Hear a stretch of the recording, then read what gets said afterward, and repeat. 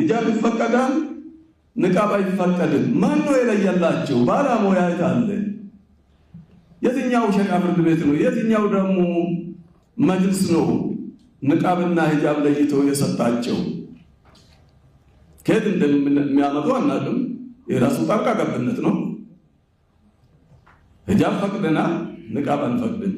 ሂጃብና ንቃብ ምንድነው ትርጉሙ? ሂጃብ የምንለው እኮ አጠቃላይ ሁለመናውን የሚሰትር ማለት ነው እንደ ሸሪዓ አባባል።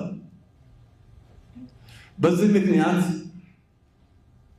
ዛሬም አሁን ቀይሮ የመጣብንን ከምንወደውና ከምናከብረው ትምህርት ቤታችን በዚህ ምክንያት ሴት ልጆቻችን እንዲገለሉ መፍቀዱ ይበቃል ብለን ዛሬ ወደዚህ ብቅ ብለናል።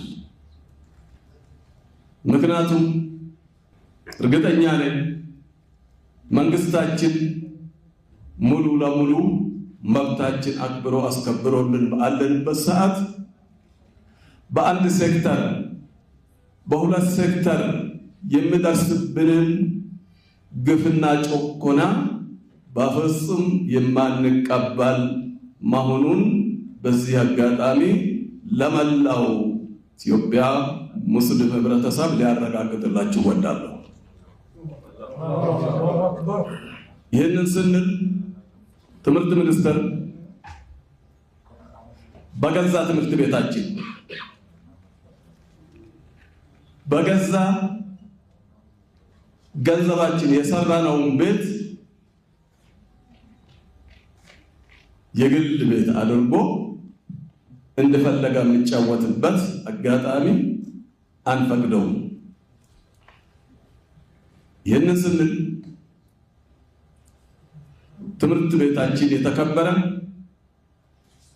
ፖሊሲዎች የተከበሩ፣ የትምህርትን ፖሊሲ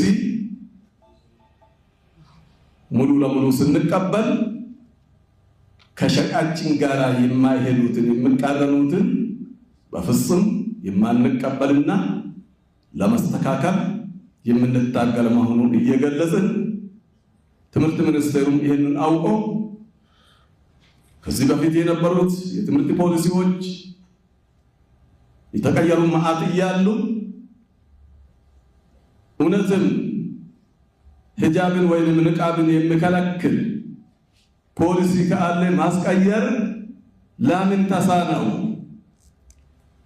ለምን ሌሎቹን አስቀይረዋልና። ይሄ ሌላ መልእክት ያለው ስለሆነ እኛ ኢትዮጵያ